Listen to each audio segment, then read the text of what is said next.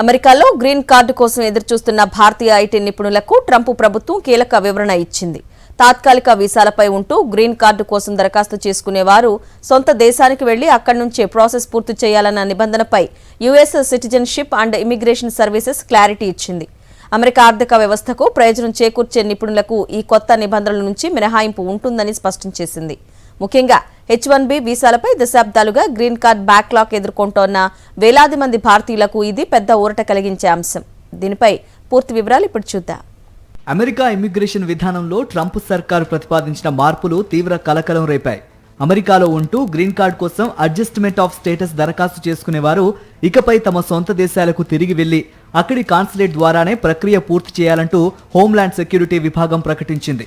Loop holes ను అరికట్టడానికే ఈ కఠిన నిర్ణయం తీసుకున్నట్లు వెల్లడించింది. అయితే ఈ కఠిన నిబంధనలపై USCIS ప్రతినిధి జాక్ కేలర్ కీలక స్పష్టత ఇచ్చారు. అమెరికా జాతీయ ప్రయోజనాలకు అలాగే ఇక్కడి ఆర్థిక వ్యవస్థకు బలాన్ని చేకూర్చే దరఖాస్తుదారులకు ఈ నిబంధన నుంచి మినహాయింపు ఉంటుందని తెలిపారు. అలాంటి వారు ప్రస్తుతం ఉన్న మార్గంలోనే అంటే అమెరికాలో ఉంటూనే తమ గ్రీన్ కార్డ్ ప్రక్రియను కొనసాగించవచ్చని పేర్కొన్నారు. ఈ వివరణతో అమెరికాలోని వేలాది మంది భారతీయ ఐటీ నిపుణులకు ముఖ్యంగా H1B వీసాదారులకు భారీ ఉపశమనం లభించింది.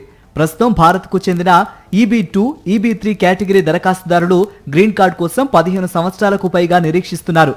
తాజా నిబంధనలతో తాము ఎక్కడ స్వదేశానికి తిరిగి వెళ్లాల్సి వస్తుందోనని ఆందోళన చెందిన ఐటీ ఉద్యోగులు USCIS ఇచ్చిన ఆర్థిక ప్రయోజనాల క్లారిటీతో ఊపిరి పీల్చుకుంటున్నారు. అయితే ఈ అడ్జస్ట్మెంట్ ఆఫ్ స్టేటస్ ప్రక్రియను అధికారులు కేస్ బై కేస్ పద్ధతిలో అత్యంత కఠినంగా పరిశీలించనున్నారు.